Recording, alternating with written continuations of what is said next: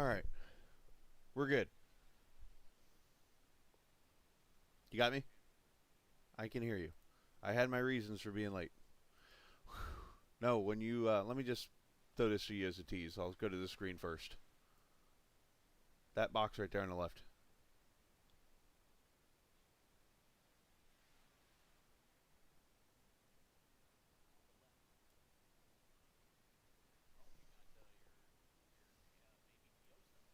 Mm-hmm. I've been working on it for the last 2.5 hours. Getting it set up for this broadcast. All right, now to the race. All right. So, yeah, it's going to be good, I think. So, all right. Nice. All right. Well, let's why'd that box pop? Oh, nice. I did not know that, but I will see it though. All right. Well, I didn't get the points from what's his name. Otherwise, oh, I may send them to me finally. By the way, key thing for you. Oh, geez, from Julian. This ought to be good. Fastest. Oh, you just told me that. I'll see. He sends me the freaking points from Dan Lisa or whatever it's called now. Right. 29th to the last are bumped out. All right, so I'm bumped out already. All right, 10-4.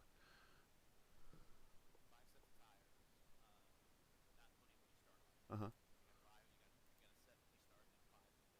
Okay.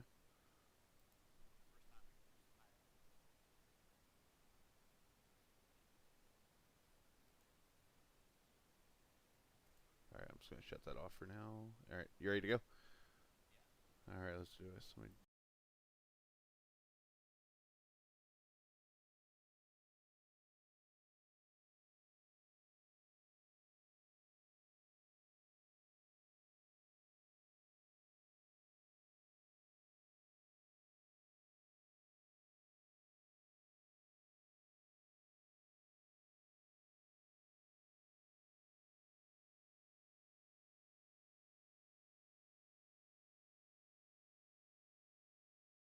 be strong.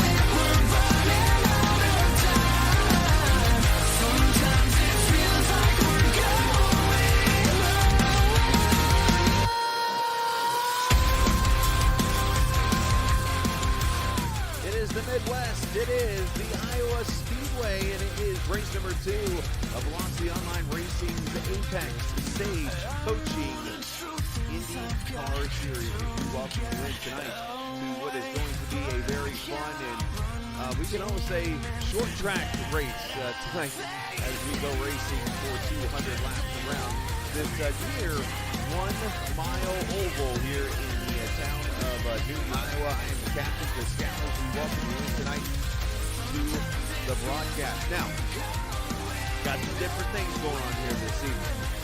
We're going to start with the fun stuff. And that, of course, is my guest host, Gary Godso, who joins us tonight. Now, Gary normally is out here racing in the VOR series, but Gary, unfortunately for you, You've got a very important product brake line, and something that you need very well to participate in events here in the series. And because of that, we're not seeing you on the track this evening. Instead, you've decided to drop down lower and come join me. Yeah, I rather would be out there under any other normal circumstances, but I'm glad to be up here to promote the league to everybody watching at home. Thank you very much. It's going to be an exciting time. This is a short track that races like a super speedway. You're going to see a lot of side-by-side racing tonight until the tires start going off. And then we're going to start seeing some people kind of hanging on for dear life, which kind of makes me glad I'm not out there tonight. But thanks for having me. Thanks for everybody for being here. And right now, my man Matt Houston is provisional pole with a 17.0 at the 187.344 miles per hour, around the 7/8 of a mile oval. Yeah, he's looking pretty good right now. Let's bring the other fun part in. Hello and welcome into the Sunset Arctic Games 200 here at the Iowa Speedway here in Iowa. As Gary Gonzo joins us, he was just talking about Matt Houston being on the pole right now, the provisional pole, which is also the Circle B Graphics Pole Award. So we might be honoring that here in just a minute or so. But going to be a great race. What do we expect here at this Iowa Speedway? Because you mentioned it's a former race that was on the IRL, the IndyCar series until a couple years ago, well, now unfortunately it's not, or at least this season, but that doesn't mean we're going to have good racing tonight. Yeah, it's not a couple seasons. I think it was on last year's schedule, but the pandemic kind of made it not possible. It didn't make this year's schedule, and then also kind of disappeared from all the coinciding NASCAR schedules as well, because there was leading questions to the future of the track. Track is still there. Track is still well under management and everything. They're just trying to find more folks to come back. And I believe either in the 2022 or at least the 2023 season at most, we will probably see this back on the real IndyCar schedule. There's not enough ovals on the schedule as it is, and this is one of the ovals that the guys, at least the league and the drivers generally like. And it's not one of those big scary ovals that they've shied away from the last couple of years, the big 1.5 mile high bank one. So this one brings a safer brand of oval racing to the IndyCar series, which is badly needed. And Dakota DeMay just jumped up to the pole for qualifying, so we still got about 3 minutes left. Let's go ahead and we'll get it all up and running here for qualifying again for the Sunset Arctic Games 200, which, by the way, Dakota DeMay is the main sponsor of the series. So congratulations to him right now. Looking to see anyone else out there on the track. Well, he struggled on his first lap. He smacked the wall, so he had to come back and do a really good comeback. In fact, his time. And now Julian went to the pole with a 17.009. Dakota's time was identical to Matt Houston's with a 17.074. In the Reddit League, which also I broadcast on Wednesday nights, Dakota started from the pole in that league, led most of the first stint until the tires went off. And then he struggled really for the rest of the race. So he's going to be doing a little bit of discovery tonight, trying to find out what went wrong in that first Reddit League race and try to apply it here and maybe stay up towards the front a lot closer than he did in the Reddit League race. And Julian Altena jumps up even further, 16.949. That's a burner. Yeah, it's 188.735. Morris to the top, 189.102. Ooh, even faster the man goes. Isaac Morris with a pretty good lap. Shane Coogan out on track right now. Oscar Fredrickson to the pole at a 16.9. Yeah, 189.280. So we are almost at 190 miles per hour around this track. On a track that's less than a mile in length. That's nuts around this place. Gavin Sanders up to P3. Obviously, as you see, I'm working with some new stuff here tonight, so this is my first running with it. Did a couple little test runs with it, but for qualifying, I can't say I've got some experience with it. So work with me on this, and we will be good. You'll see the fastest lap in the top right if somebody does. Across the line, as a matter of fact, we see Alex Van de Sande is on track right now. I think he was out there. Eli Sasek, who is a rookie in the league, is right now currently on the bubble on the 28th. So we got Van de Sande, Porcelli, Simmons, and Forsythe. Two of the drivers out there I know really well, Van de Sande and Forsythe, and they're more than capable of putting a car up in the top 28. And there's one. Sasek has been bumped, so he will not be making the race, unfortunately. And that's a shame. At 17.521 is actually a pretty decent lap. And that's the one thing we should mention here in qualifying right now. The top 28 are advancing into the main race tonight. So we will have, what, 4 cars going home, 4 cars going home. I don't know how to count yet. And we got a rookie in here. We're waiting to see if he's going to run a lap. Corbin Simmons, who was excited to be here tonight, but now he's not ran a lap yet. We'll see if he goes out there. But it looks like Hans Schlogel got bumped. Josh Stoltz, Eli Sasak, and Corbin Simmons has not taken time, and he has 20 seconds to go before the session is up. He might have said, you know what, I don't think I'm going to be able to handle this tonight. His first race out here, as he was waiting to have some fun. He actually runs in another series that I broadcast for, and he was excited for this evening. So it looks like qualifying will wrap up, and we will hand over the pole award to the Matt Houston car. And yes, I know it's a stock car, so forgive me. I'm working on that one. But hey, the Matt Houston 17.075 second lap brought to you by should be the Circle B diecast. What's that? Should be Oscar, wasn't it? On the pole? Did it not update the Oscar? That's interesting. Maybe I got something wrong. I don't know. Is it Oscar on the pole? It's showing Matt on yeah. Interesting. Like I said, there's going to be some bugs, so Matt ain't on the pole. But anyways, yeah, let me see what I did wrong here, potentially.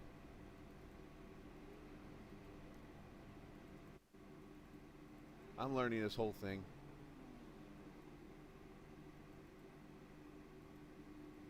So I can, while you're doing that, I can just give everyone a starting lineup. Go ahead. Your pole sitter is my teammate Oscar Fredrickson with the 189.280 miles per hour in P1. Another kind of teammate of mine. He drives for me. Isaac Morris, 189.102 in P2. Gavin Sanders, my teammate, 188.750. Julian Altena, my teammate. So a good showing for VOR. I'm glad I'm not in the race because I would not been up with this group. It would have been like these three together and then Gary way in the back. But Julian, 188.735. One of the guys you want to look for, defending champion, wearing the #1, Alex Van Desant, P5 with a 188.684. And Nicholas Sudik, P6 with a 188.124. Going back here, we got 2 laps to go before we go green here. Shane Coogan, P7, 187.736. Will Roberts, your first rookie, at P8, 187.735. The poleman, Dakota DeMaid, 187.346 and P9. Matt Houston, there he is, P10 with the 187.344. Their kind of corporate teammate, AJ Musselman, doing well, P11 with a 187.3253. And Kristen Nelson for LMC Gear, 186.954 in P12. We're back mid-pack now. Thomas Geisler, actually, he says its last name is said like Chrysler. Geisler, yes. So he's in P13 with the 186.661. From Germany, Sebastian Kinder, 186.614 in P14. Tyler Davala, he's another rookie. I'm not sure his real name. Simon restored them yet. Yeah, P15, 186.341. Cameron Bastian, 186.388. Greg Forsyth for LNC Gear, 186.093. And Max Williams in P18 for 186.1018. I'll go run through the last couple here before we get to green. I'm on track with we got Tom Richter in P19, James Watson P20, David Porcelli P21, Joe Harleman P22, Tyler Coogan, my man, in P23, and Christian Alexo P24. And rounding out the last 4 last spots here, we got, this is one of your guys, I'm not sure how to say his last name, Joseph Grijalva, P25, Christopher Kresge, the RIL League admin, P26, John Christensen, P28, and Ryan Eric King for Team Apex Sage, P28. He rounds out the 28-car field. Now, I want to mention, I've realized that what's going on now, we've been invaded by the Team YJ Racing Esports. That's Tyler Davala and Corbin Simmons and Max Williams. They all come a Friday night league known as Blown Piston Racing League into VOR. So that is where those guys come from. When you start saying the names, I'm like, wait a minute, I know the rest of these names too. But either way, 200 laps tonight around this Iowa Speedway here in Newton. We hope you enjoy the night and work through the bugs with me here as we go racing on a short track or a short oval here on Captain TV. Great jump by Oscar. He wants to get out in front of everybody, getting that clean air because tire wear is going to be at a premium. We've got 2 other VOR cars in P3 and 4 side by side going down the backstretch.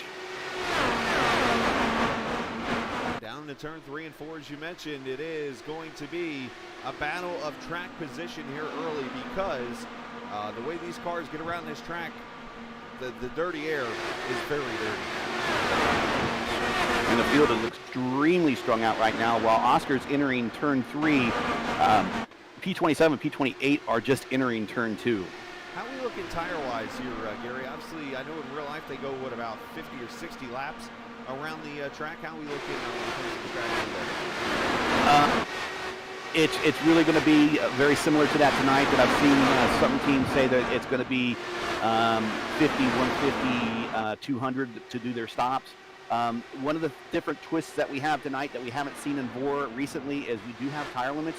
Actually, there are real limits for tires for real in IndyCar racing, but you don't really hear them talk about them. But tonight, they are limited to 5 sets of tires in the pits, so they're actually in 6 sets, 1 in the car and 5 in the pits when they start this race. So they're going to have to limit how well they use those tires. And these cars, you will see when these tires start wearing off, they will be 2 seconds a lap slower. The second they put on new tires, they will be that just much quicker. And the pitting earlier here pays off more than it does pitting later. There's Isaac Morris in the second position. You got Julian there in third. Alex Van de Sande here in the 6th spot to see battles. Nicholas Sudik for position tonight. Don't have our traditional track cams for Gourmet to offer us, but they do have the onboard cameras here tonight, so we appreciate them, of course, being on board as we ride with Alex Van de Sande here in the number 1, the champion, the winner, not to mention, from last week. 6th position for him. Right behind him, you got Will Roberts, as you mentioned, Shane Coogan, AJ Musselman, Travis Geisler. There I go referencing Roger Penske guys again. That is Thomas Geisler. I'm sure I think he complimented me last time I said that. And he said that you say his name like it's Chrysler, but Geisler. Right, Geisler. Yes. But it's the fact that Travis Geisler is I believe a team owner or principal or something for the Penske team. Oscar and Isaac are trying to run away and sprint to the front here, get away from everybody. That's a good way to do it here, as Oscar's led all 9 laps so far in this race. Watching top. You'll see they have 2 different rides. You'll see they have 2 different lines through the corners. The bottom line on the yellow really is not the fastest way around. It's the shortest way around, but it's definitely not the fastest way around. You'll find the second line, especially when these cars getting in side-by-side battles when they're looking to make passes, the car in the higher line actually has the better line. Oh, Isaac pushed up into the wall a little bit there, had to recover, and it's going to cost him some space on the racetrack. Yeah, he's right there, about 0.6 of a second back from Oscar Fredrickson. Now, obviously, this track very notorious for multi-groove racing, multi-banking on this track from 12 to 14 degrees. Yep. Yeah, progressive banking, in other words. How is that going to work with these cars, you think? I mean, is it going to be a one-groove race? You think they're going to be able to move up or move down? Is Craig Forsyth? No, they're going to move up. Scheduled pit stop for Forsyth. Oh, no, that's not good for him. They're going to move up. When we saw the Reddit League race here, as tires were new, they were down on the yellow. As the tires wore off, they slowly started moving up about a half lane at a time of about 10 laps or so until they are finally kind of all running at the top right at the end of the stint. And like I said, the first person to really jump into the pits is going to be at an advantage here because they're going to put on that new set of rubber there, and they are going to be 2 seconds or more a lap faster than everybody else on the track. This here a battle for the 7th position. Will Roberts trying to hold off the likes of Shane Coogan there in that 29 car. Shane, a really good road racer, or oval racer, I should say. Yeah, he is, as oval specialists go, and I've seen him run on road courses. He's getting a lot better on road courses, but he's among the best oval IndyCar racers that I've seen of those type of drivers that haven't made the jump to the top split type races yet. But he's definitely, I think he definitely has a skill set to go compete with those guys. And I remember Shane, I think it was an Auto Club race a couple of seasons ago in this series, had a winning car potentially and had a chance to win that and wasn't able to do so. But we know he's definitely got the talents to watch in this series, as you mentioned, not only on the ovals but on the road courses. Get 17 laps Isaac in order. now. Isaac has gone up to the 3rd lane now. He's up there considerably higher than Oscar. And that's because you're trying to get to cleaner air is what you're doing. You're trying to get out there and you're trying to get air on the nose because these cars are so turbulent air-wise. It's just crazy how that works. It's a two-pronged thing. Yes, getting clean air, and also really just keeping your momentum up on that high line and having the car pinch down at the apex. Basically kind of freeing the car up to kind of keep that speed up from not being scrubbed off. And now Oscar is coming up to the tail end of the field. He has Christopher Kresge immediately in front of him, and now he's going to start feeling that aero push that he hasn't felt all day long yet. Which is usually where you see that whole deal where the field will spread out and then come back together like a rubber band almost. And it's a really, really interesting thing. Didn't get a chance to check out the weather here for the race this evening. It is 77 degrees, air temp 83 on track, relative humidity of 56 miles an hour, and the wind blowing, I would say likely, I think that's, if I remember how the track is shaped, it would be across turn 2 over towards the front straightaway here tonight. The weather for this evening's race. And while we're going real quickly, I got the graphics fixed. There's your pole winner, Oscar Fredrickson, Circle B Diecast pole award. As, of course, I go full screen on something I wasn't trying to go full screen on. Use code Foxworth Autosports to get free shipping on orders over $20 at CircleBDiecast.com to get to great NASCAR IndyCar diecast. 3 wide. Oh, and, of course, we go 3 wide as I'm reading this, but go figure. They do ship to continental U.S. and Canada, but big shout-out to Circle B Diecast. Wanted to make sure I got their mention in here this evening. We appreciate what they do. Of course, for like Isaac got the pass on Oscar through traffic when they went 3 wide with the lap car of, I think it was John Christensen. It caused Oscar kind of to let up a little bit, and Isaac got the run. He's still hanging on to P2. Christensen is now getting lapped by 3rd and 4th place, and he is riding up against the wall, so he needs to hang on. Let's see. Oh, no, we have our first cat incident of the season. Craig Forsyth. His cat decided to drop a squat right on the keyboard, and a million windows took over his computer, and bada bing, into the wall he goes. So the cat bringing the first caution now as we look at the not the first caution, the first wreck. But here's the 3 wide move from Oscar and Isaac. They go underneath that red and white, I think it's a target paint scheme, and that just gives Isaac the outside lane, as you mentioned, and that gives him the lead right there. So Cats have a knack of wanting to come visit you at the most inopportune time. It's always during the race. Oh, Christopher Kresge kind of up in the wall in turn 4 there. Kind of recovers a little bit. Yeah, this is where you get... Oh, one car up the track there. One of the VOR cars is that... trying to see if that's the 10. I couldn't tell if that was Gavin or not. Isaac's got himself out a 2.2-second lead, which is like an eternity right now. Yeah, Isaac is gone already. Just showing that he's definitely... I mean, he kind of told me, he was the one that I talked to last... it was Wednesday night after the TI, or Tuesday night after the TI race. He was like, yeah, this is... if somebody gets away here with the lead, it's going to be over with. I'm like, well, that's not good. But you know what? That's why we race. Anything can happen. There's Julian Altenayer in the 3rd place. Gavin Sanders here in 4th. He's trying to hold off Alex Van de Sant for the 5th position.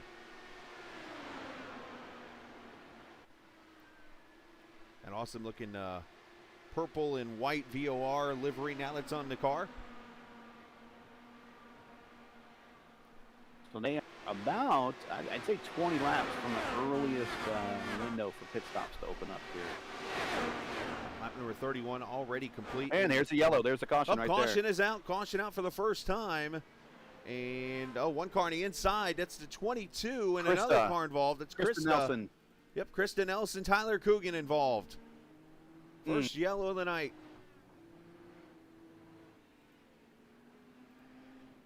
Let's go back. Oh, big wreck, actually. This is going to take 4 or 5 cars out from what I'm seeing here.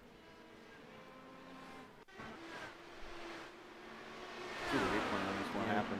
See how this all transpires here.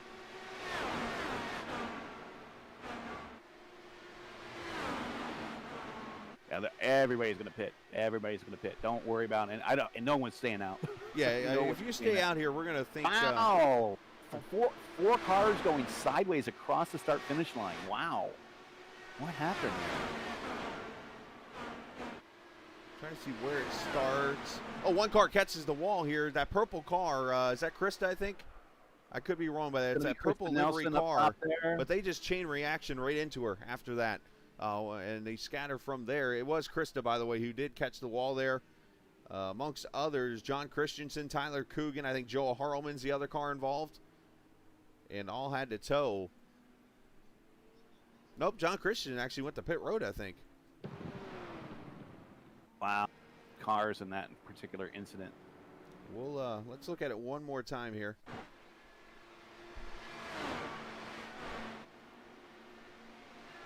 And again, appreciate everybody working with me tonight as I'm finagling as we broadcast with the settings and graphics and all this stuff. And wow, one car went to the grass there. And Coogan was involved, as I mentioned. Nelson, Harlman to the pits. Yeah, so a lot of cars involved in that. Now, Cameron Bostaine. We did have someone. Yeah, we had someone that stayed out, and that is not. I don't know, man. I'm going to say that's not a very smart move. See if we can get him back to the pits here really quickly, and we'll show you the pit stops. I think Kresge's going to get the wave around here. That will get him back on the lead lap.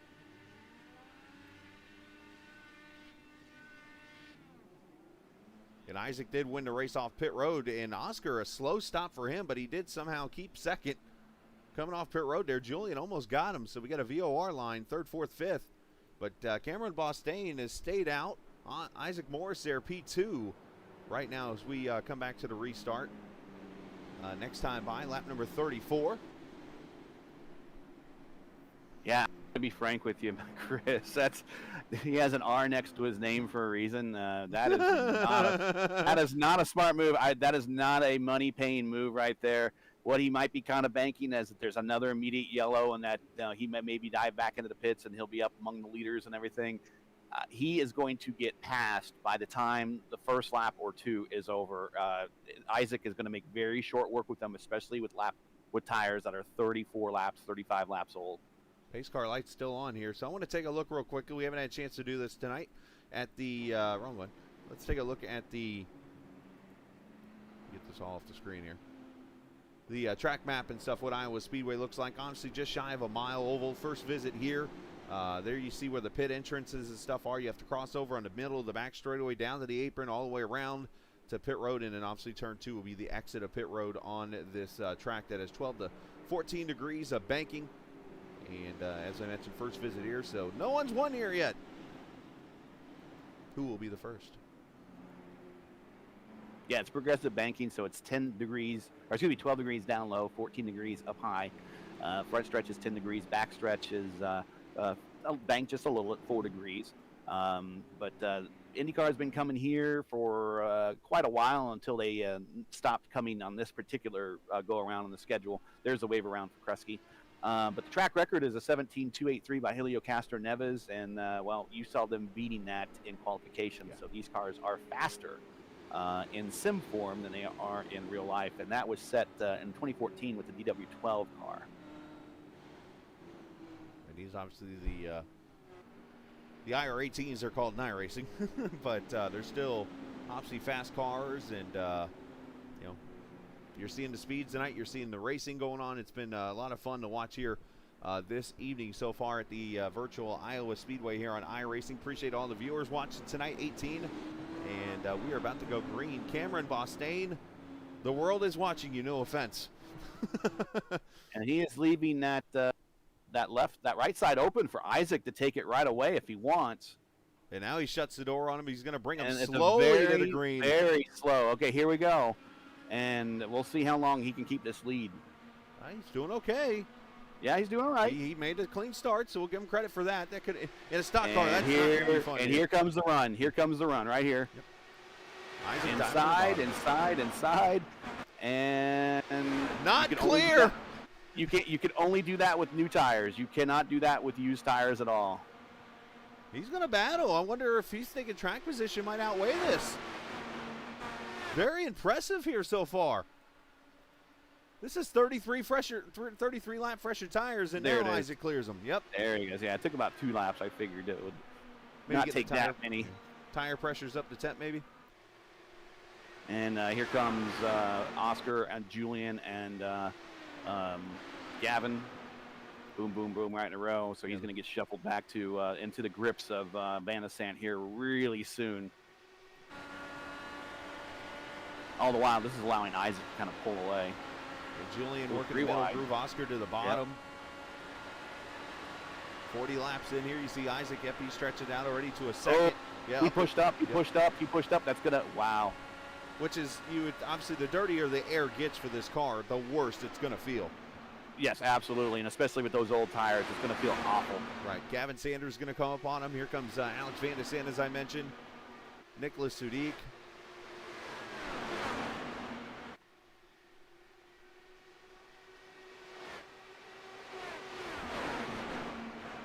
He's going to fight, though. He's in the line. Oh, he's a little up the track here. Almost caught the wall. You got to be careful there. Alex going to go by. Here comes Sadiq in that 87. Going, he is getting closer to that wall. Molly Hatchet, he's flirting with disaster.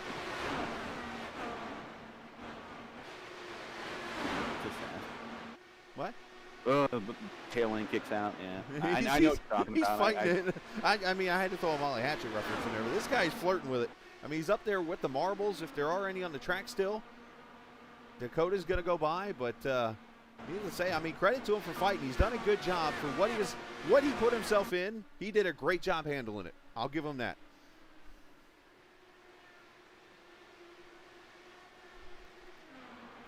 Gavin Sanders trying to hold off Alex Van de Sandt here for the 4th position.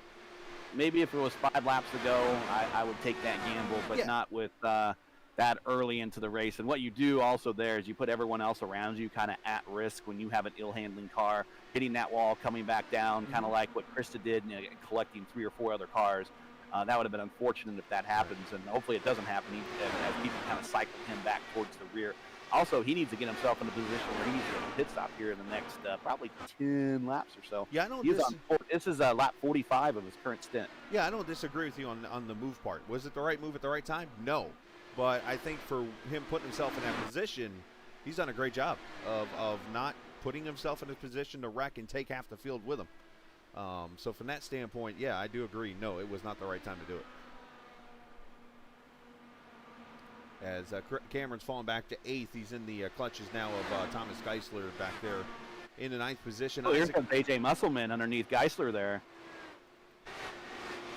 AJ taking advantage of the dirty air that's been affected on that Sunset Arctic Games car. So there seems to be a bit of an equidistance gap between the cars in front of Cameron and the cars behind Cameron. I'm wondering if everyone's kind of just like, nah, let's give this guy a little bit extra room here at this point in time too. Is it that, or are the tires maybe equaling out? They should be plenty fast. You would think. They're what, 17 laps in this stint. They did most of them under, so they should be still much faster, much more faster than his current tires right now. Gavin but Sanders, he is light. Sorry, Gavin's gone by Julian for the 3rd position here. Now Alex Van de Sandt's on his high side. So Julian right now going to, and Alex is up the track. That was going to be close, I thought.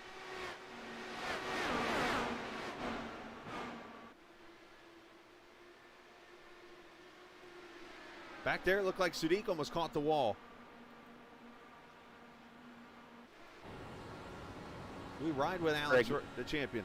Sorry. Poor Craig's kind of in a bit of a damaged mode right now, where he's just riding that high line, trying to avoid getting in people's way.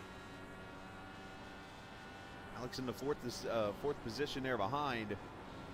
Gavin Sanders about 3.5 behind Isaac Morris.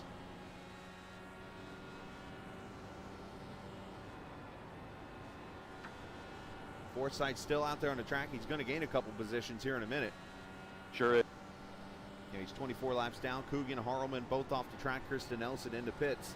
Still getting her truck. There we go. Her IndyCar worked on. I'll never fix that. So put a dollar in the jar. Oh, that jar's rich by now. That's going to college. Got a car coming into the pits there. I'm not sure who that was. That might have been John Christensen. It is John Christensen coming to the pits. Yep.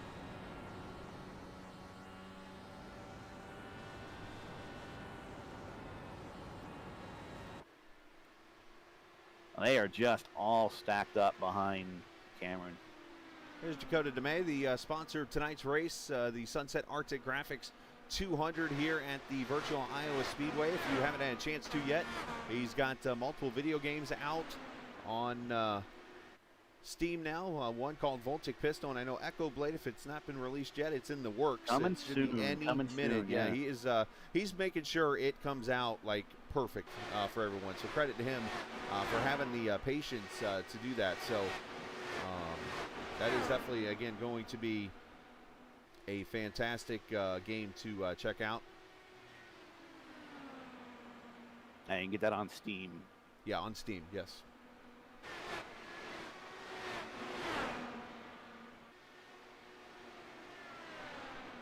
All right, 58 laps in. We've seen one caution so far in this race. Isaac Morris leading Oscar Fredrickson.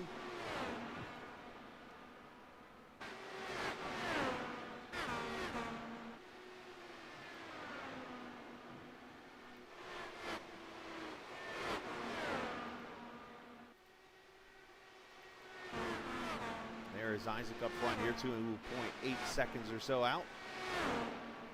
Also haven't stopped and still on their first stint. It's Christopher Kresge. He's 57 laps into his current stint. Yeah, I noticed, and he got the wave around. That was probably He part got of the it. wave around, yeah. So, yeah. But yeah, he's still on his first stint here. But there's Cameron still holding on to 10th position now. So he looks like he's leveled out right there in the 10th position. Now, I didn't get a chance to see where he was running at the time of the caution to see if he had gained or lost any kind of positions prior to that decision he made. But say if he was running like 15th or 20th, he's net gained 5 to 10 spots right now. In his current position, he's up 6 from where he started. So he started in 16th or 17th. So it's safe to say he's probably net gained from this so far then, because with it being so tough to pass, I mean, here's the proof for you. Take a look at the big movers in this race so far. I mean, you got Ryanair King up 7 spots. There's Bostaine up 6. Geisler up 5 in this race so far. So it's been tough moving. It's not like what you're going to see in the race after this tonight as we raise money for breast cancer awareness at Talladega. They're going to be going from 17th to 1st like Earnhardt. Now, as the sun goes down, the temperature of the track will go down as well. It's currently still holding steady at 83 degrees, the 77-degree ambient temperature. But as it gets darker, the track will get more grip. Might help those tires later in the race. It's going to create more grip. At some point, he's going to have to. Cameron's going to have to pit here soon. And AJ, frankly, AJ and Coogan know that behind him, and they might just be like, you know what, he's just going to pull out of his way, our way for us anyways. So let's just not lose time as much as possible. Just stick to behind him and watch him make that turn on the pit road. And it's a very slow pit road speed here, and it's a very dangerous pit road. They have to enter off of turn 3 onto the apron, and pit road speed here is like 45 miles an hour or something. I believe it is. Incredibly slow to Indy cars, and the Indy cars are going to feel like they are just sitting still. And they will lose about 3 laps, if not more, on a green flag pit stop. We were watching this battle between Thomas Geisler and Will Roberts about a half second now. It was down to about 0.2 of a second.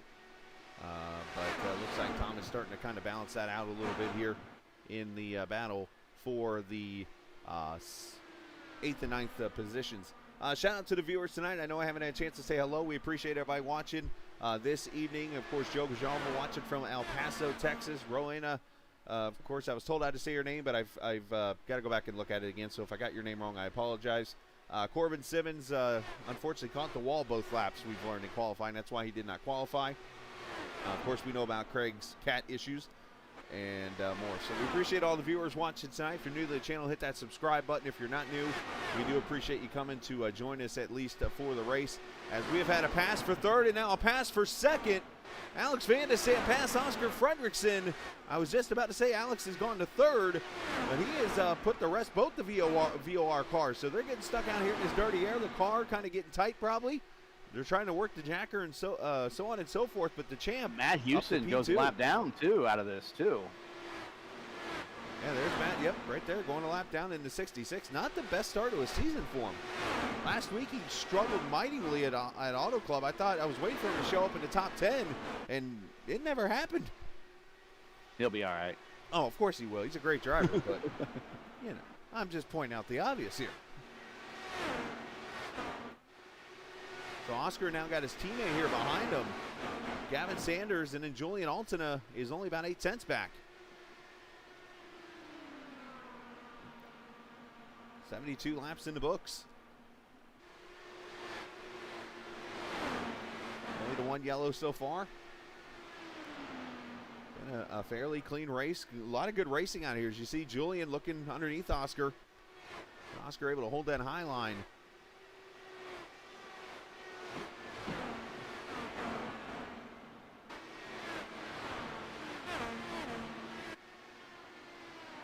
Green flag pit stop. Oh no, that is Cameron saying that he is pitting this time by. So he has not given up a lot of track position. Going to give up a lot more. Here he comes. Green flag pit stop for him, and he needs to bring that car down and get it onto the very treacherous pit road.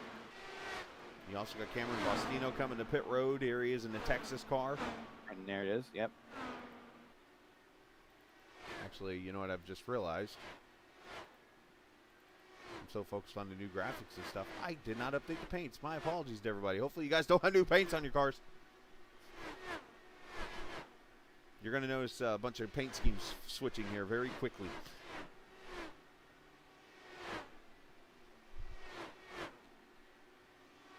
So it should be 4 tires and fuel, and there he goes, pulling away.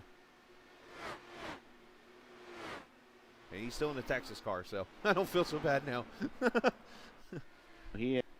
That put him, as the leaders come around, 2 laps down probably at least. 2 laps down, and there's Isaac right behind him to put him a 3rd lap down. Now, here's the thing: his tires. He's gonna be absolutely the fastest car on the racetrack now. Oh, he's gonna blow by people. So he is gonna start blowing by people. Then you see the Christian Alasia number 81 car, 18th position. He's gone a lap down. Next in line will be James Watson. And if you can't find James Watson's car, just look for the bright multicolored one. Oh, I found it. And it's an awesome looking paint, by the way. I do kind of like it. It's reminiscent of one of the old Menard paint jobs back from the late 80s, early 90s. Let's see, Cameron went 74 laps on that first stint. So that means he'll be able to go another 74, 75 laps with that one yellow. That gets him to 150 to 160 range. So it's a one-stopper for him, and the rest of this field pitting it. Could that have been the strategy behind this? Possible. But you're definitely putting a lot on the line for this race to stay caution-free, and that's no offense to these guys. Fantastic racers, but we've had seen some races go caution-free here before. Oh, absolutely. And not necessarily in this particular league, but I've seen RRL go not quite caution-free, but low cautions.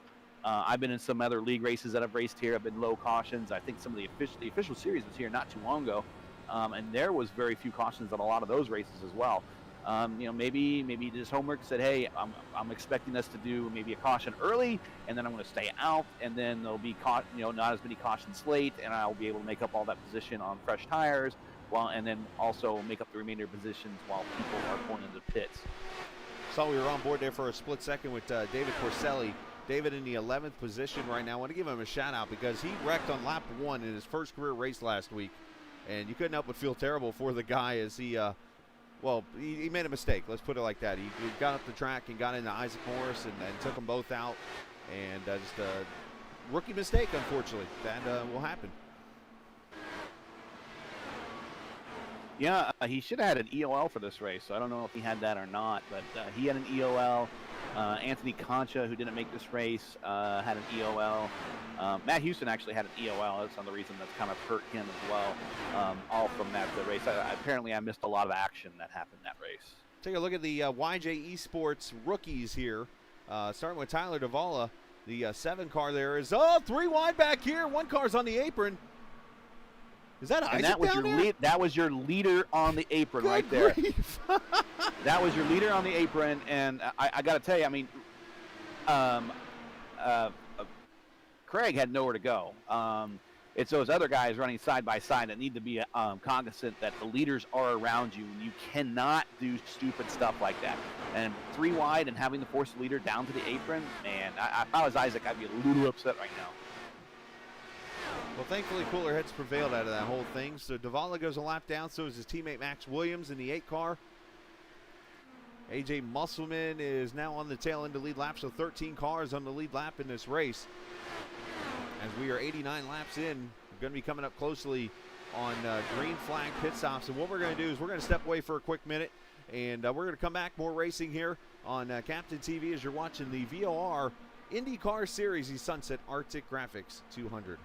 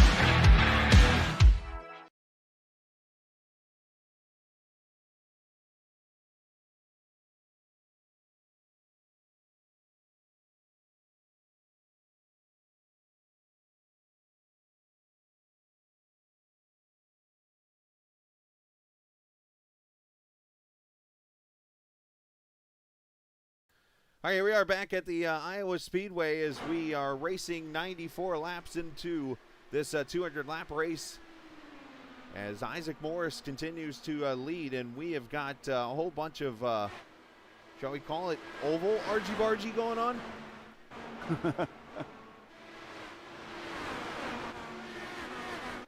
Yeah, from right around 4th spot where Oscar is, there's a lot of traffic. Some of it's laps, some of it's racing for position, and they are just all nose to tail. Pretty tight quarters in through there. Julian Alton and Nicholas Sudik, and there's Dakota DeMay making a pass on Julian right now for the 6th position. So Julian, unfortunately, has fallen back after his great starting position tonight. And Julian can recover. Julian definitely has the drivability to recover and that kind of thing. And as a matter of fact, Julian's going to come to pit road now. I think he's going to try some undercutting here. Right, he is going to try the undercut here, and he knows that the first car to make the road to turn to pit road is going to be 2 seconds a lap faster than everyone else around him. So this is a very calculated move, a very ballsy one, not one that I don't disagree with. I think this is a great move. We're going to see. Here come some other folks. I was saying, does that bring everybody else to pit road making this kind of move? Yeah, Will Roberts is on pit road. Matt Houston in the pits. As you mentioned, a snail's pace of a pit speed. Very good. He hits a spot. Right on his marks. His pit crew are properly dressed for the occasion. Right. 4 tires, fuel. It's a hot night there, so they got to, 8.4 seconds, by the way. And a great stop. And then what he has to do here is under control, bring that car up to speed with that apron. It's very slippery. And he comes out right in front of, okay, it's actually Ty Richter, not Isaac. So he didn't lose a lot of time, but he is going to be the fastest car on the racetrack right now. And look at it as he goes on the outside, right around Dakota, like he's standing still. Now Alex Van de Sant coming to pit road, the first of the leaders. Now Isaac Morris is coming down pit road also in the 63, as there goes Sadiq out of pit road. Oh, look at Julian. He is just passing everybody up the high side here. He's going to be, oh, look at this. Look at this, 3 wide in turn 2. Wow. I didn't get to see it, unfortunately, as we were watching Alex. I'm trying to find Julian on my screen. There he is, as Julian just flies by people like they're parked. And Sadiq now has tires on him, so here's going to be the first battle for position right here with Nicholas Sadiq and Julian Alton. And Julian's going to say, Linda Ronstadt blew by you. And well, he's been getting he's been using that high side for like the last 3 laps, so he's used up to that right now, running up that close to the wall. And I think that kind of paid off for him in that situation, getting around Sadiq, because Sadiq has been kind of running that same middle line and was kind of expecting the car to go underneath him, and Julian just goes up a lane higher and passes him on the high side. Dakota DeMay, the leader now. He comes to pit road. David Porcelli's going to go to the lead now. There you go. How about wrecking on lap 1 of last week? Unfortunately, now you're going to lead a lap. So congratulations there. That's cool. Give him credit for that. That leaves Porcelli, Geisler, Grijalva, Richter, and Ryan Eric King right now. The first not on new tires. And meanwhile, you got this mess of a pack in turn 2. That has Alex Van de Sant there in his updated paint scheme. Sorry about that, Alex. His chili mix. And he is going to go underneath of Isaac here. This is a battle for what's going to be the eventual lead right here.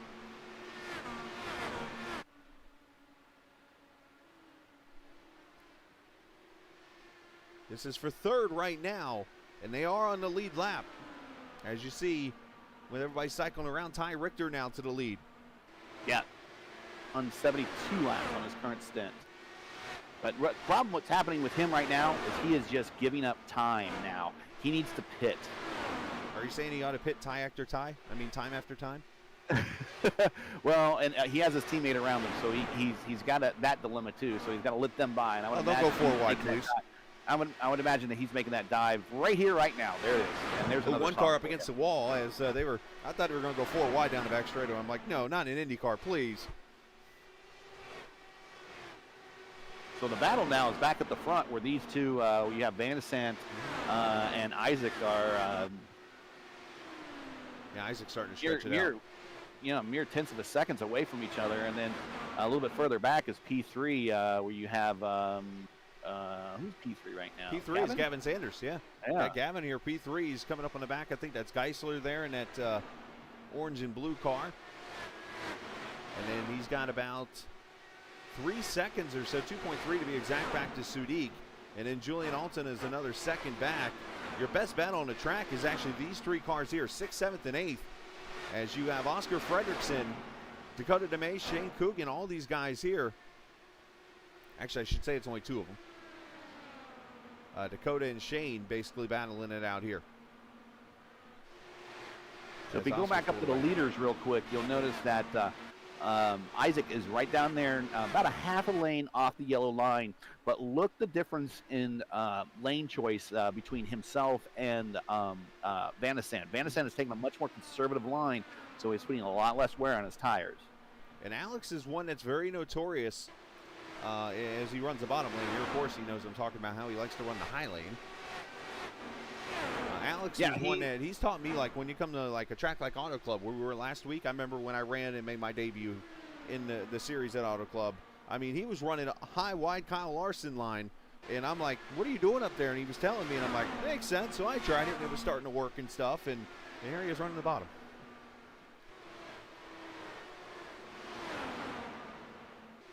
Or should we call it the Julian Alton line in this league? Because Julian seems to, no matter where he goes, finds the high line. Especially in those 2-mile ovals, I've adopted the high line too. It seems to be the OP line right now until they decide to change. Leader right around. That is David Porcelli. Okay, Porcelli. Okay, yeah. He almost pushed up right into him. So that puts now 8 cars on the lead lap here. Oh, that's Joseph. That's your friend Joseph. Grijalva. Grijalva. Yeah, he almost pushed up into him. Oh, and one car on the inside wall here. That's John Christensen, I believe. That is the target car. Has unfortunately nailed the bullseye in the infield wall. But here comes a battle for the lead. Yep. Isaac. You said it. Isaac coming for the lead, or Isaac losing the lead to Alex. Oh, he Alex hit the wall. Yeah, Alex might have got a little wheel touch there on the wall. And look at the mess in front of them. Short oval racing here in the IndyCar series. Oh, boy. Yeah, short oval that races like a super speedway. Yeah.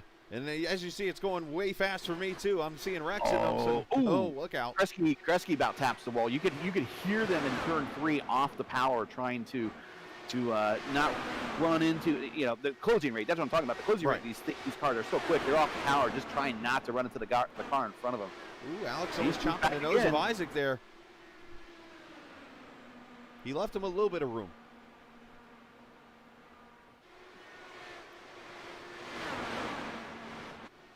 I often kid Alex. I say Alex out there is playing chess while the rest of us are kind of playing checkers. He's a very cerebral driver, and doing things like running the high line, running fuel mileage. Those are some of his. I mean, he's a great driver as it is, and he can win in his outright. But I mean, some of these little added things that you kind of look at the real drivers of the world, like a Scott Dixon or something like. He's about as cerebral as Scott Dixon when it comes to a lot of things. And when you look at it, you know where Isaac, here, all right, there's first one of the night. I called Alex Isaac. Way to go. Apologize to both. Alex went to school. That would be Purdue, right? He is a Boilermaker. Of course, you got an engineering degree and all that stuff when you go to Purdue. You got to be a pretty, not saying you don't have to be smart to go to college or anything like that, but Purdue, like, you're smart if you go to Purdue and get an engineering degree and stuff like that. So obviously, I'm saying that Alex is a smart fellow. Well, racing's a big part of the Purdue culture up there because they have Grand Prix weekend where they actually, the fraternities and sororities and a lot of other organizations, the dorms and whatnot, will do go-kart racing. Yeah, was it the Purdue Grand Prix? I'm trying to remember what they call it. It's Grand Prix weekend. It's a much like along the lines of like Little Five weekend at IU or Trike weekend at ISU or Tandem weekend at ISU. And that's a big part of the racing. Is a big part of the Purdue culture. And actually, my daughter is looking at Purdue as one of her choices of schools next year. And I actually one of my first events I went to when I moved to Lafayette and started doing radio there was the Purdue Grand Prix race. Because obviously being the racing guy, I was like, I gotta go to the race. So we went to it, me and a buddy, and it was really cool seeing all the guys work on the cars and doing all that. And it was definitely a fun race to be a part of. So here's something cool. I get to call a race with you once a week every now and then, and you are by far a celeb on the internet, whatnot. I am. But I actually got to call a race with one better, and I'm not putting you down a spot, but once I tell you the name, you'll be like, oh yeah. So when I was doing the tricycle races, which is basically just it's a modified BMX frame running 3 wheels. This was at Indiana State.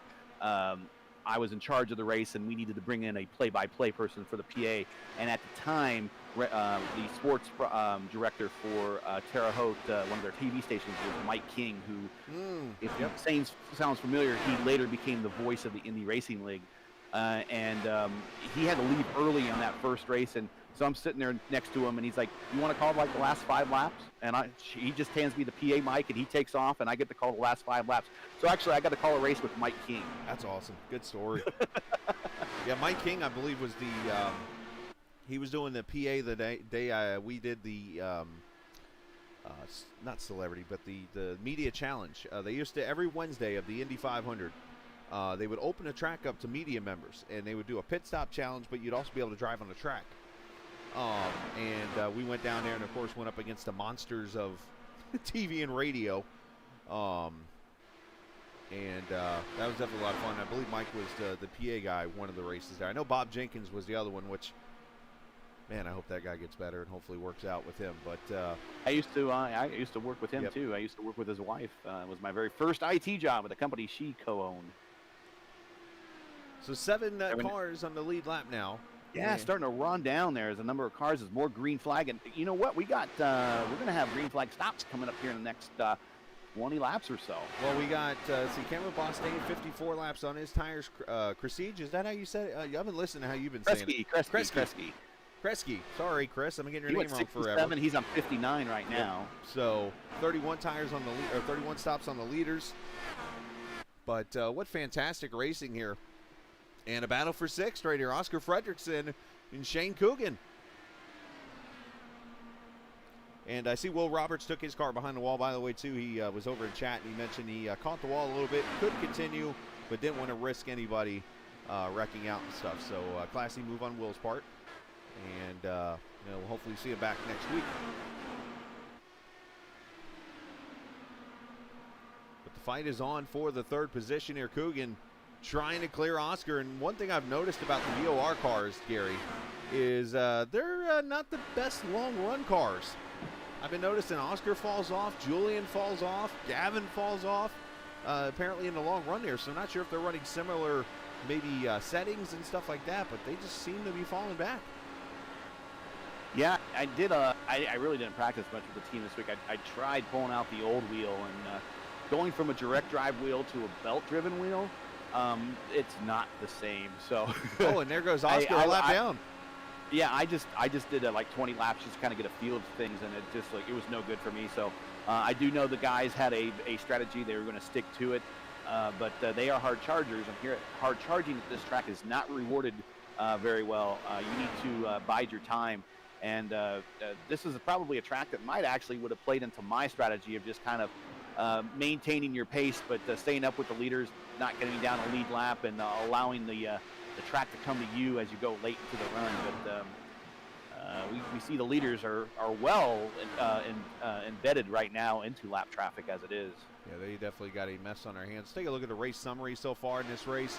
One caution, as I mentioned, for 5 laps. Still got 28 cars on the track. That means, or no, that's not 28 cars on the track.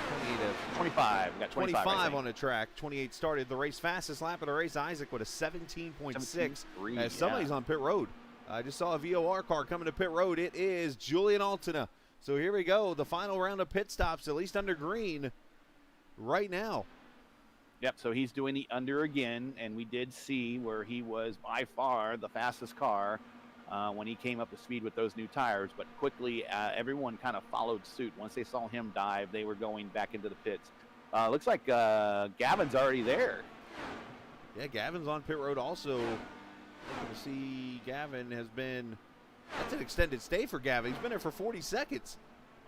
So and he might have got flagged for speeding there, and that is going to be costly. There he goes. He's pulling out now. So the obvious question I'm about to ask you: how do you speed when you have a pit road limiter? Well, it's it's a game of how close you can get to that line and how fast that you can hit that line at. Sometimes you can hit the line and you can be a mile per hour over and the system will take it. Other times you can be a mile per hour over and the system won't take it. What I have found is that tracks that tend to be configured for like an IndyCar oval tend to be more forgiving on the oval versus tracks that are specific NASCAR. Like if you were to hit Dover at 1 mile per hour over in an IndyCar, you probably would get flagged. If you hit pit road at Indianapolis Motor Speedway a mile per hour over, you're probably not going to get flagged for a black flag. You still can, but chances are you probably won't. So it gives you a little chance to slow down there. So it really depends on the track of where you can push your limits. You see Alex Van de Sand has lapped Shane Coogan, who's 4th right now, as they wait to pit. And I might have the answer for that question, and I hate to bring it into the picture because we know how Gary feels. You know, it's a NASCAR sim. IndyCar's just on the back burner. As you know, NASCAR, they go by your average speed going down pit road. They do a time over distance type of math. I think that's how iRacing is set up too, because there's been times where I'm in a car and I go, I'm like, okay, there's no way I'm not speeding coming onto this pit road. And then all of a sudden I slow it down to like 20 mile an hour below the speed limit, and I end up okay. And I'm like, oh, all right, I got lucky here. I wonder if it's the same in an IndyCar. On here. I don't want to. Yeah, I don't want to tempt that. Yeah. Don't tempt me. Never do it. Hey, can someone remove a black flag for me? Hey, clear 3, clear 3. We don't clear black flags, sir. All that for? Punch out. Alex Van de Sand leads by 1.4 right now. 53 to go. And what has been a fantastic evening of racing here. We got more coming up for you here after the race. And we got a breast cancer awareness race. A driver I know pretty well,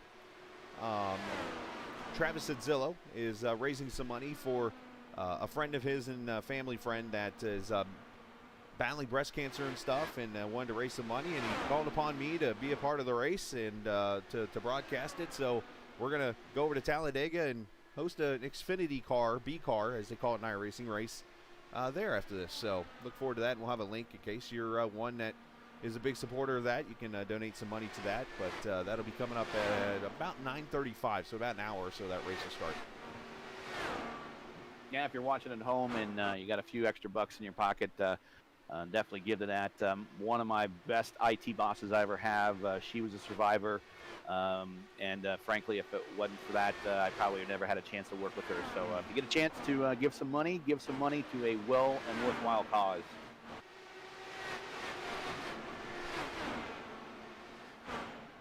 So waiting for the final round of pit stops here. As I mentioned, you got 3 cars on the lead lap. Dakota DeMay is the last one.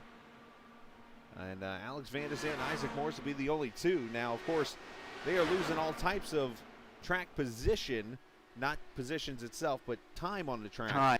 Yes. With the long run they go here. But I think what they're doing is they're trying to, I think, wait on a certain thingy to get waving, which will trap this whole entire field a lap down, a la Sebastian Bourdais in Milwaukee a few years ago. Hey, sometimes the gods sunshine on you right there. The racing gods do, and if they can do that, they'll trap everybody a lap down, and they'll just they'll slug it out between the 2 of them. Does somebody like Gary know it's a night race? Yeah, you know.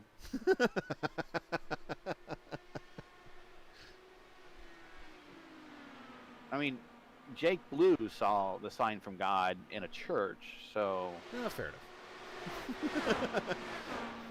I'll give you that. Okay. But here he is. He's knocking on the door by Dakota right now. Yeah, he's on his gearbox right here as we saw Max Williams go to pit road, and Dakota's going to give him the high line and let him go. Yeah, Dakota's giving him the radio, told him to take the high side. I think now from Dakota, yep, he's doing exactly what I'm thinking. Go to pit road. You get lapped, get to pit road now. I mean, you're going to lose 2 more laps, but look at this. Now, look who's coming up on him. Now, it's not for position, and he's going to be lapped down VOR because cars. he got that speeding penalty. But here comes a very probably angry and very fast on fresh tires, Gavin Sanders. So, you think Alex and Isaac are playing monkey? Oh, Isaac's on pit road. I was about to ask, are they playing monkey see, monkey do here? You know, trying to who's going to pit first here? I think each one is on their own schedule and what they want to do, and not surprised that Isaac is lasting as long as he does, because we do know that he's really good at making mileage. The only thing that's Gavin almost into the wall behind Alex there. Only thing that Alex is doing is that he's really losing time on really worn tires. He is currently 58 laps. Easy, Isaac. Isaac was doing the two-step on the apron down there. Now, I think Alex has to pit this time by, you would think. Well, because, I mean, he's going to lose 2 to 3 seconds a lap here. And if and he had a slow car there in front of him. Not sure who that was. That was Joseph. Okay, so he had to kind of check up for that. And now he has a car that just stopped, Dakota, and he's got fresh tires right now. Well, Alex leads this thing in his last time by in 18.6. And we're going to watch Isaac. He had 8. Yeah, Isaac is 17.4 for Isaac last time. That's a second and a half. Yeah, everybody around him is much faster. 18.4 that time by. Isaac is 17.5.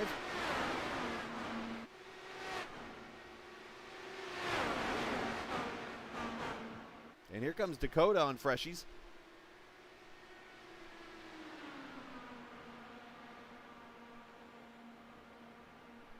And Dakota goes by. So Dakota right now 9th, 2 laps down. And here comes Alex to pit road right now.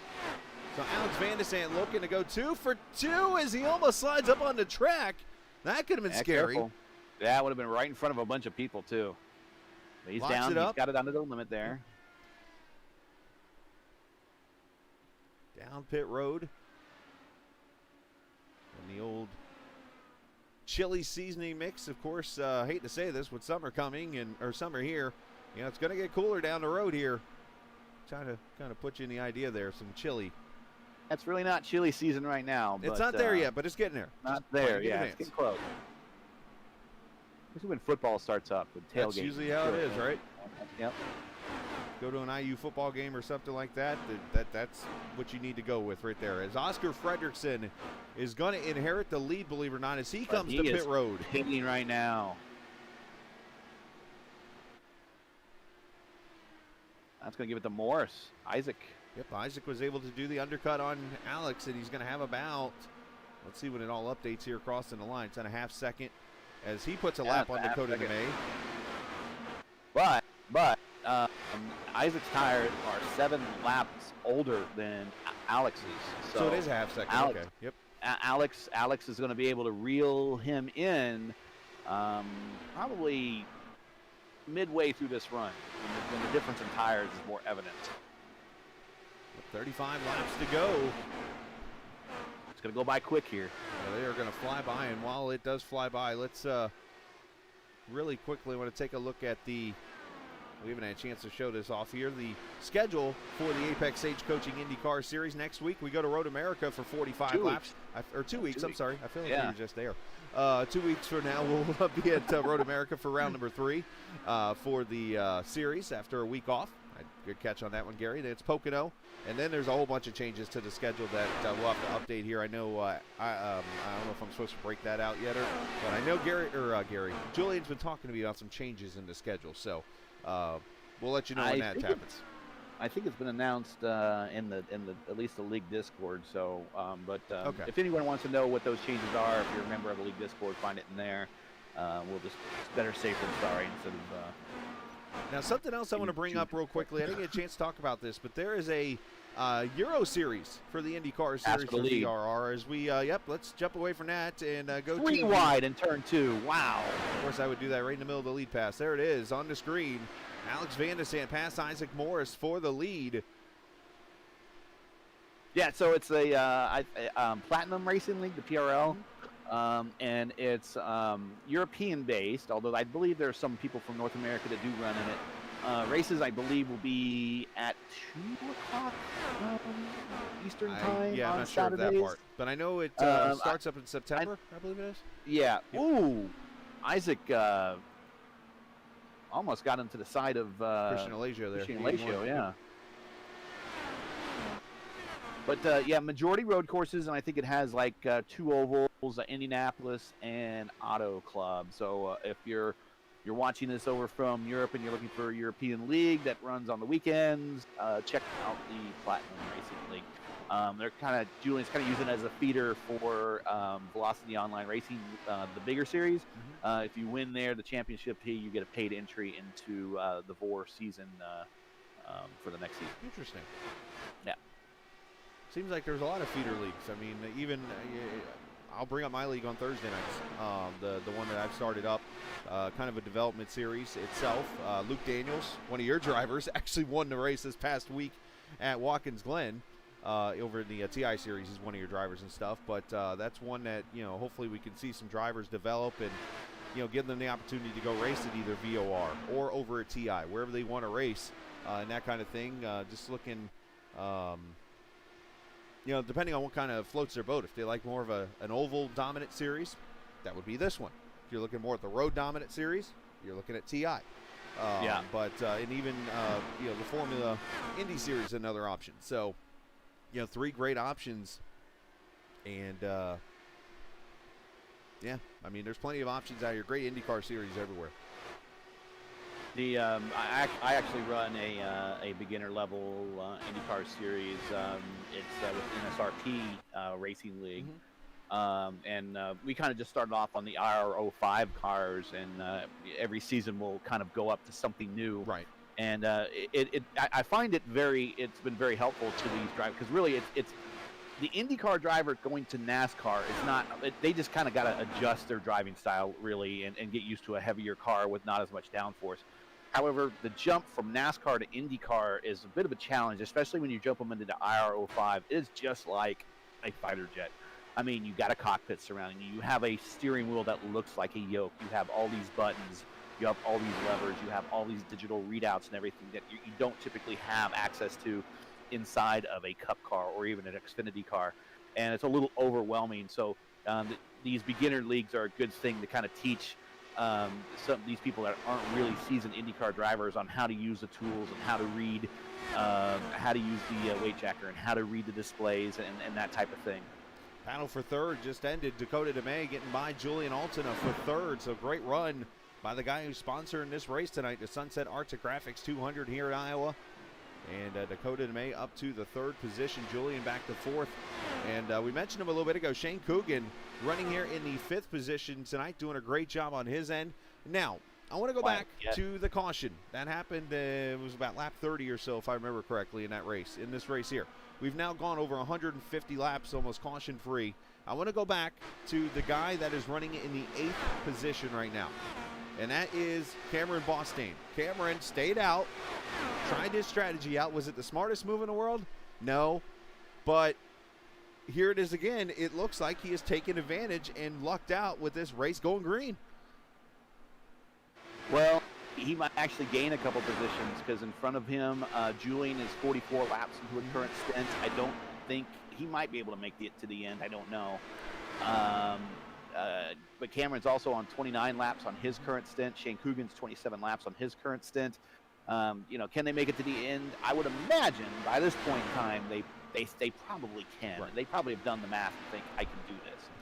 Max Williams there in the 10th position. He's a couple cars back here in the number 8 car, the YJE Sports car. I want to give him a shout out, top 10 in his first effort, making a league debut with a team, and let's just say showing up at this track of all places. Line Alex is running, especially through 3 and 4. He's running that line that we talked about. Remember, it's the Alex line. He's trying to get up there on the top and run. Now he's a lot lower this time. Last well, time he's got a lap car in front of him. He was riding the bumper. Right.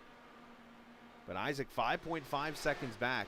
I mean, that just shows you. I mean, 7 lap tires, and Alex has just said bye.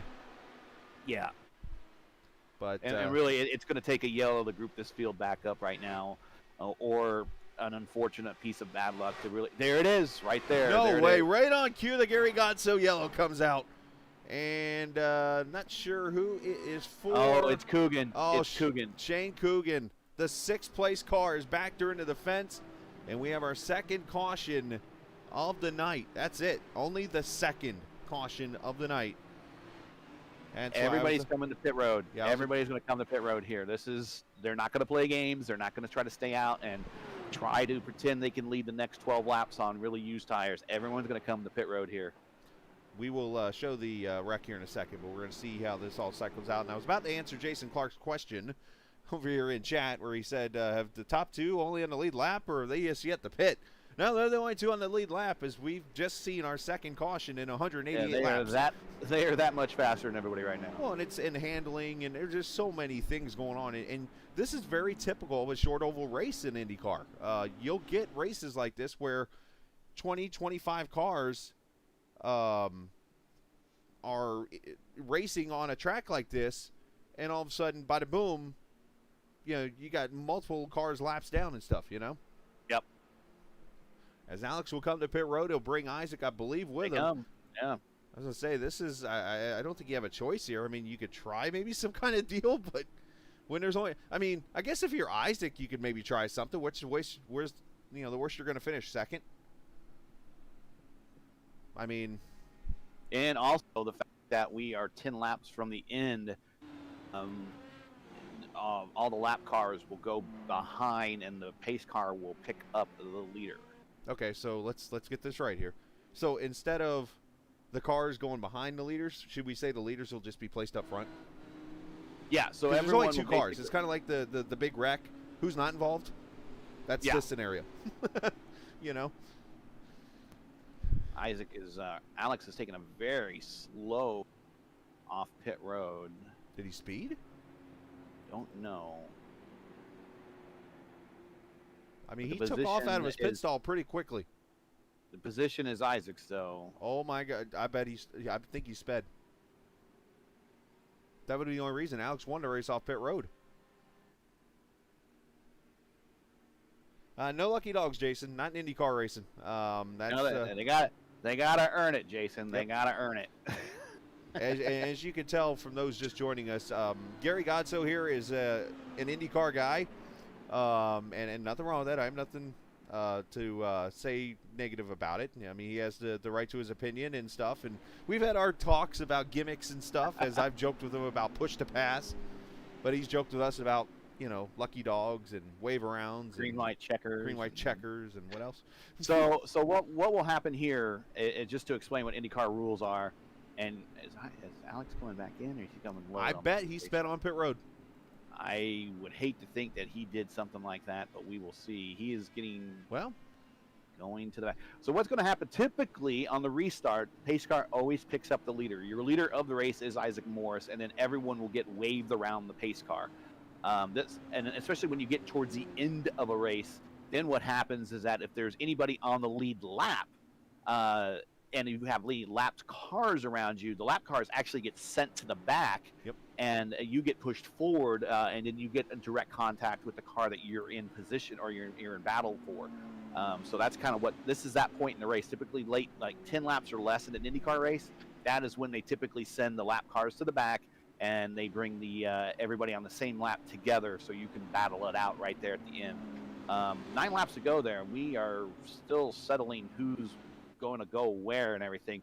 That's only working to Isaac's advantage right now. Yeah, I mean, Isaac right now, if I'm seeing this the way I'm looking, Isaac is about to have the whole field between him and second place because of a speeding penalty, it looks like.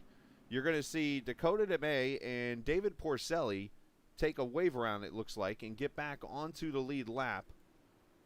And then all these cars in front of Isaac are going to take wave arounds here. So you're going to see, I think, Dakota, David, I think Julian's going on the lead lap here. I'm trying to see who all is in this pack here. But they're all going to take the old waves here. So yeah, so it'll happen with 1 to green. No, it's Oscar. Okay, not Julian.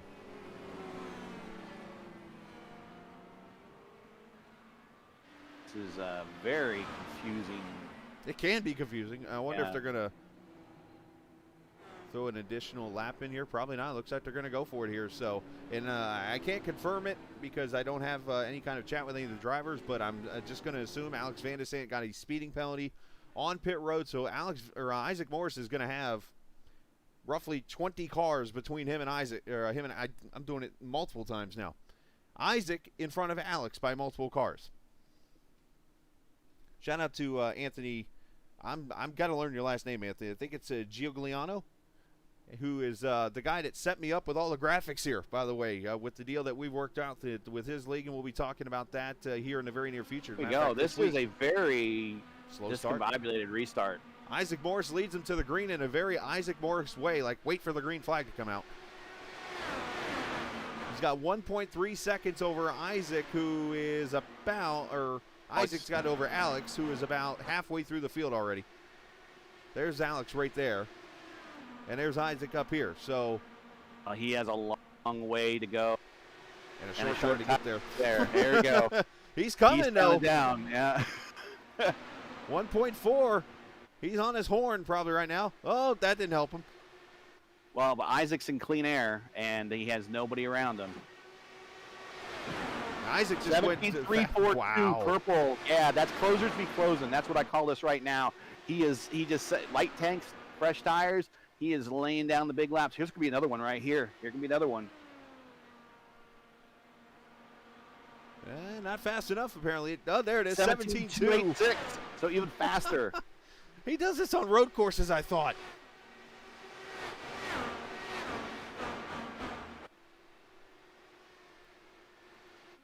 Isaac Morris, 4 laps to go. 17.169. He's running qualifying laps.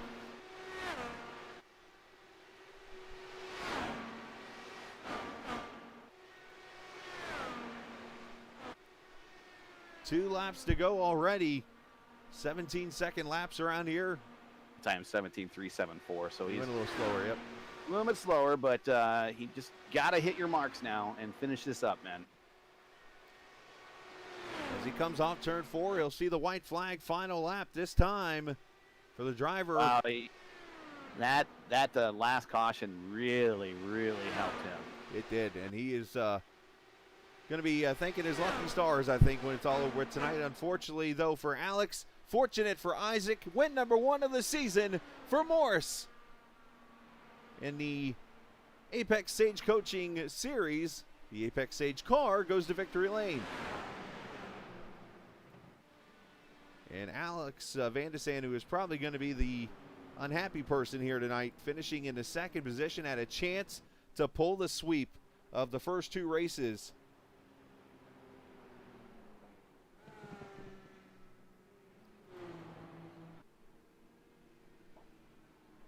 Isaac, oops, excuse me, moving over for another car there.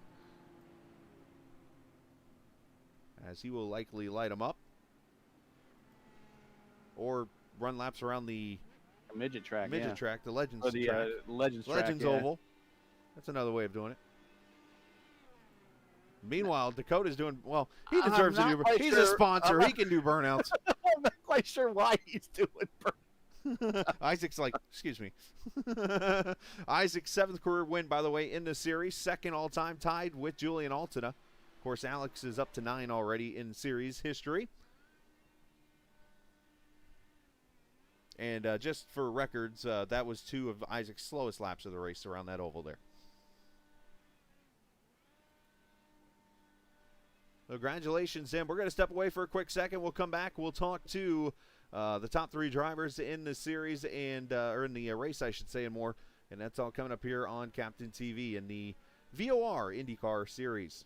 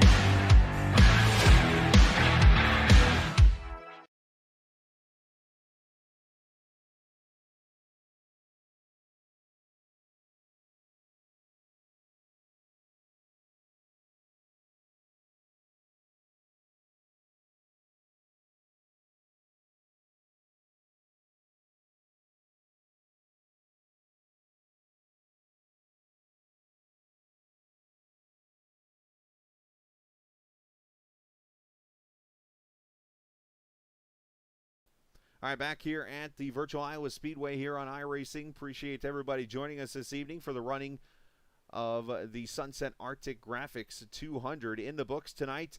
And a little bit of a dramatic finish when it was all over with. It would look like Alex Van de Sant was on his way to starting 2 for 2 in this IndyCar Series season. However, a yellow flag comes out, and we believe, and we'll check with Alex as we talk to him here in a minute, a speeding penalty potentially coming out for Alex, and that handed the lead and arguably the win to Isaac Morris, who scores his first win of the season, becoming the 2nd winner in 2 races. So let's pull in the winner into victory lane here. If it lets me pull him in. There we go. Isaac Morris joining us. Isaac, obviously a very fortunate caution, a very fortunate break for you tonight as you go to victory lane for the first time this season and your 7th career win. I mean, yeah, honestly, I don't deserve the win tonight. That wasn't my win. Alex should have won that race, honestly. But something happened in the pit exit which just promoted me up. I know it is unfortunate what happened to Alex, but, you know, in my eyes, that I came 2nd tonight. I didn't win tonight's race. So yeah, Alex has got a whole new level in his back pocket, and we're all playing catch up with that at the moment. But yeah, it was a good race. Lap traffic was absolutely horrendous. Some people were driving like absolute bots. It honestly felt like trying to get around AI sometimes. Wow. I'm sorry to say it, but it's ridiculous. Some of the people that were fighting lead cars is ridiculous. You know, there's some people that were 3-4 laps down fighting a lead car, and I know if you're about to go a lap down, you can fight for that to stay on the lead lap, but as soon as you go that lap down, if they come around again, you've got to give up the position. yeah, you can't keep on fighting it. And people who kept on fighting it and risking other people's races is just ridiculous. And you know, I don't want to be here complaining all the time, but you know, this is the difference, you know, for a lot of people why they do and don't do league racing, and you know, it's just unfortunate that some people don't think when they're driving. But yeah, other than that, great race. Well, let's look at the bounce back here. The positives, obviously, yeah, you can say what you want to say about Alex winning the race, but just like they always say in baseball, and I use this as an example all the time. You read the newspaper, it says you hit a home run. It didn't say that you hit the ball in the infield and somehow got around all the bases. Yeah, you won the race, and it's a bounce back after Auto Club where, unfortunately, you didn't even get a lap in before you were wrecked. That's got to help you at least points-wise. Yeah, I mean, tonight's race, like, I was gonna settle for second, around about the 3/4 mark when Alex had such a hefty lead. I tried the undercut, and the undercut just didn't work because Alex on them fresher tires was just so quick. I just took a life out of them way too quickly. Well, now, I was just saying, you answered the question I was going to ask you there next was about the pit strategy and stuff. Because, I mean, did you feel like you had any kind of speed for Alex, even with the pit strategy, or was it just you needed a miracle like what happened? I think there was like a 1% chance that I could have beaten Alex on the restart because you know, me and him just fighting it out for that last what was it, 7 laps. It could have been interesting. There could have been heartbreak. There could have been, you know, a world of things that, you know, that could have happened. But the undercut wasn't or isn't as good as people thought it was, because if you go into the pit, you can end up being brought out with lap traffic, and you just lose all that momentum that you could have built up over the time that the other guys stay out. But yeah, pit strategy was quite crucial. Staying on the lead lap was very crucial tonight, and just making sure that the car was there to the end is another thing that was part of the strategy. I wasn't really trying to race people too hard in general, but you know, just wanted to make sure that I was there at the end. So yeah. Well, great job this evening. Shout out to whoever you like to, bud. Let's give a shout out to Gary for putting me in the car this season. You know, I'm gonna kiss ass right now and say how much of a great boss he is, and you know, how much he inspires the team to do well week in, week out. You know, it's always good to have someone in your ear, you know, motivating you, and Gary does that. So yeah, he does a good job. I'd give a shout out to Apex Age Coaching as well. Title sponsor for VOR, so it's pretty good. Apex Age getting a win tonight. You know, against some of the best IndyCar drivers, especially Alex being up there with a really good IndyCar team. So yeah, just shows what we're capable of. And yeah, I'd give it like to give a shout out to the VOR boys as well, and Velocity Online Racing for allowing me to sponsor their the season. So yeah, I think that's about it. And you know, I'm spent, so I'm gonna go drink a Monster. go sleep. Yeah, go sleep. So yeah. All right, man. Nice job. Congratulations on your win, bud. Thank you. Absolutely. Congrats, man. Isaac Morris on the win, 7th of his career, tied for 2nd now all time. And let's get the unfortunate man from the whole deal. Usually one man's, you know, treasures, another man's lost, unfortunately, and that's going to be Alex Van Dissent. Alex, that's the obvious question. Obviously, didn't have any kind of input or anything on my end. I could only take a guess that said you sped on pit road. Nope. Pit exit was closed. Oh, so that's Yep. a whole nother twist to it. Yep, it's dumb. It's broken in iRacing. It's just a little piece of red text that says pit exit closed. So There's no real warning. Crew chief doesn't notify you. You can't set it up. It's broken. iRacing needs to fix it. My fault still. Should have known that it would be closed, but yeah, is what it is. Fought back as best I could, but couldn't quite get there. Well, you definitely showed you had the fastest car tonight. You had the best strategy, and obviously a 1-2 so far to start your season off. Obviously, just missing it by one step tonight, but it's still a great start to backing up that championship run. Yeah, I'll absolutely take P2. It's just, what could have been. I was so close. It was going to be a great battle between Isaac and I if we were like right together for those last 10 laps or whatever. But yeah, I'll take second. Really good start to the season. Hopefully I can keep up that momentum still. Well, great job tonight, man. Congratulations on P2, and shout out to whoever you like to, bud. Yeah, big thanks to lmcgear.com as always, as well as Happy Trails Chili Company, VOR and Julian for putting on an awesome, super competitive league, and you at Captain TV for doing this broadcast. Absolutely, man. No problem. My pleasure as always, and I'll be sure as we get towards, as we were just talking about on the air a little bit ago, Alex, football season's getting near, which means it's going to start getting cooler, which means that chili comes into play. So I'm going to have to do some Happy Trail buying on Amazon, which you could do, and bring it home to me, and have to try it out down here in Georgia so I can attest to it. So looking forward to it. Cool. Absolutely. Good job, man. Congratulations. Sorry about your luck, but great job.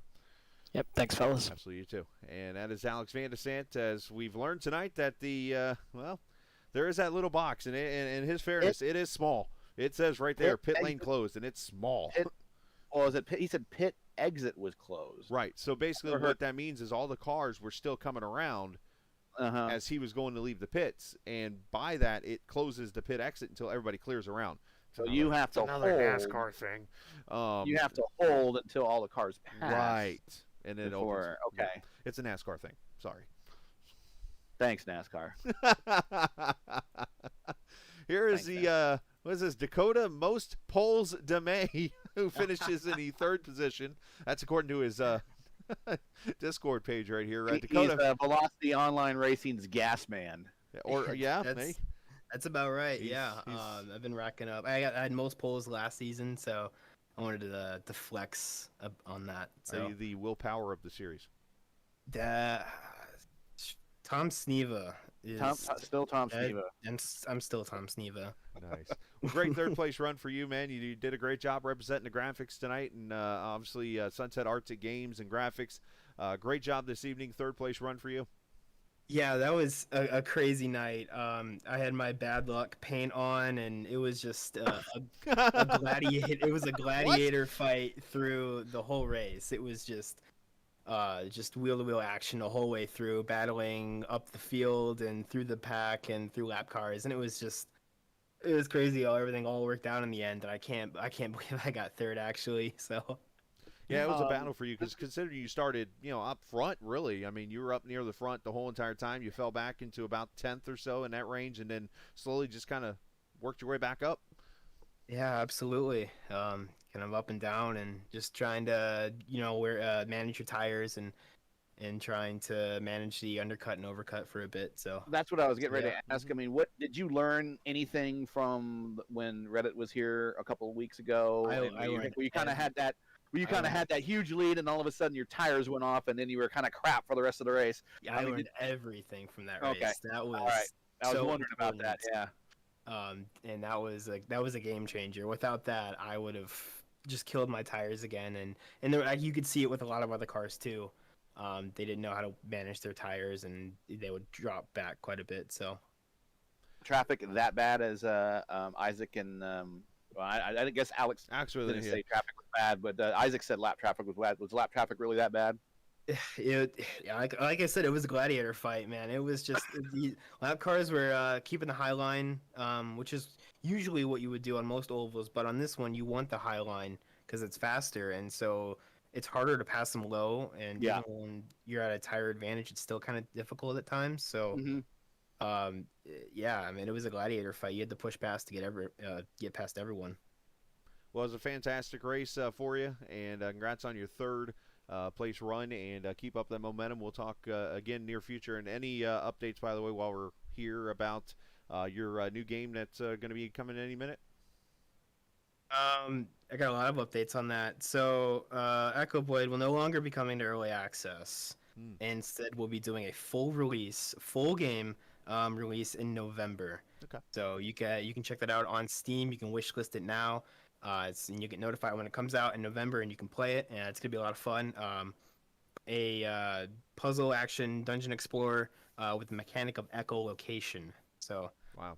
It's really unique to check out, and it's awesome to get a podium at the race I'm sponsoring too. So another shout out to Sunset Arctic Graphics. I do iRacing paints and other graphic materials for leagues and even websites. So if anyone needs paints or graphics websites, reach out to me. Yeah, make sure you do. He's a great gentleman. He does great stuff on his the hero cards. I've gone blank in my head with the name of the cards. Hero cards, and just so many great things. The graphics look awesome and stuff. As a matter of fact, we got the where Julian sent it to me. He sent me a graphic that I had of the photos that you guys do with all your work and stuff, from the car paints and things like that.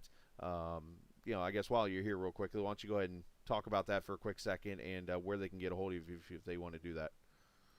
You can reach out to me on Twitter at sunarc_graphics.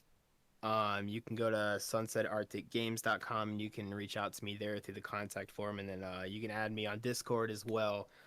Chops number 7753. There you go. Make sure you add him. There's all the information, what he does there on the screen, from the delivery designs to hero cards to custom logos, branding, all different types of stuff, as he helps out with, of course, Matt Houston's Formula Indy series and all that good stuff. He helped out on my end personally, and he's been a lot of fun to work with. And I don't know, I've all of a sudden had an idea of maybe painting some kind of a yellow rookie striped car for me in a special race I'm running here in the very near future, Gary. Ooh, okay. You get where I'm going with this. I might be running that race, so but it's good that you're letting people know you're a rookie. Yeah, right. As I knock my headphones off my head for some reason. Anyways, we go from there. So Dakota, nice job tonight, bud. Thank you. Thank you so much. I'm wondering how I knocked my headphones off my head just now. All right, we're gonna head out, and I'm gonna head to another broadcast from my end. Gary, we appreciate your time, man, and of course the booth is always awesome, always open until you get yourself updated with a wheel and stuff, and we look forward to maybe talking to you next week or 2 weeks from now at Road America, and we'll definitely be in the booth come next Tuesday night, or we'll be in the booth sometime in the near future. Like yeah, it looks like this Tuesday coming will be Indy. Right. I might be spot for folks there. Looks like my first race back, if I get my wheel back, it's going to be Road America. It's going to be awful, but we'll see. But thanks for having me. It's always good to be here. Good to promote the league. Good to talk to all the fans watching from home. So thanks a lot. Thanks for having me, and everyone have a great night. Absolutely. There you go. So that is from Gary Gonzo. We'll be back here in a few minutes. We're going to be switching over to another broadcast link. You'll see it right there on the website there on the YouTube page. So if you want to join us for that special race as we raise awareness for breast cancer awareness, we would love for you to be a part of it. So come and join us for that. And as always, we head out thanks to VOR for allowing us to broadcast the series, all the sponsors, of course, of the league. Big shout out to Alex and Isaac, great racing tonight from those guys, and also from the rest of the field, and Julian and all the guys for allowing us to broadcast this series. And as I always like to say as we head out, this isn't just a game, it's iRacing. You guys enjoy your Saturday night. See ya.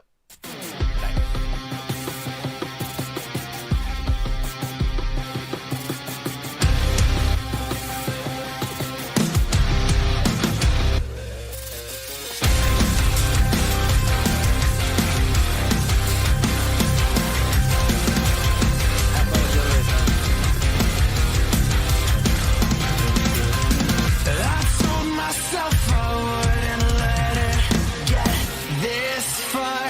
I'm